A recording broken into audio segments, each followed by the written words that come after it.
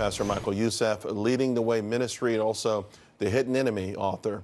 Pastor, this conflict, this never-ending conflict in the Middle East, Sure. Are we seeing it blow up once again into a full-fledged war?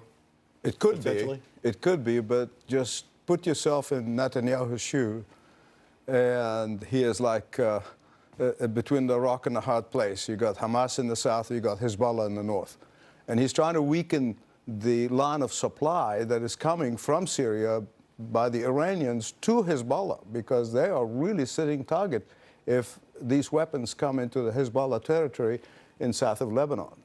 And therefore, this is a very precarious place for Israel to be, especially at this very moment, right, when the tension is rising on both sides, the north and the south. Considering also history, of course, I find that Netanyahu has been somewhat restrained. Yes. I mean, you can certainly argue that they've developed this sort of Iron Dome, a defensive way of dealing with this issue, but at some point they may also have to go on the offensive if the threat starts to increase the way it is. Exactly, and that's what they were doing yesterday, because on the Golan Heights, I mean, I've been there, I stood in the Golan Heights, and one of the first things they took after the during the Six-Day War is those Golan Heights, because Israel was sitting duck. Sure. And so they took those, but they're able at least to be in a good defensive posture by being on the offensive from the Golan Heights. And but actually, the danger that's brewing in the south through Hamas is even equally, because Iran funding both of them. Sure. Should we be hopeful, though, that because it feels like new friendships are emerging between Israel and Sunni nations in the region? Exactly. These new developing friendships, would that be enough to sort of fend off the schemes of Iran? It will sort of keep them quiet a bit. But I had the joy of spending 3 hours with President Sisi back in November. And to me, he's one of the most courageous leaders in that whole region.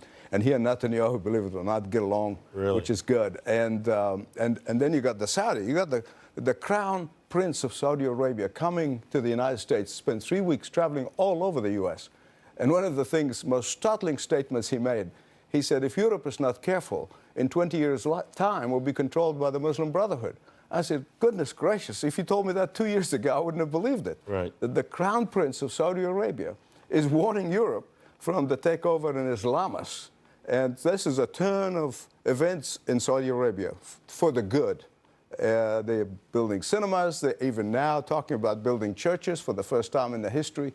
The Vatican and the Saudi government are negotiating building some Catholic churches. In the meantime, though, they also have the issue of, in Yemen, what we see with the Houthis and so again, it's so bifurcated. There's so many pockets. There's so many interesting bedfellows going on, and we always watch this from afar. And the great question that's lingered out there for decades: can there ever be peace in the Middle East? I personally doubt it.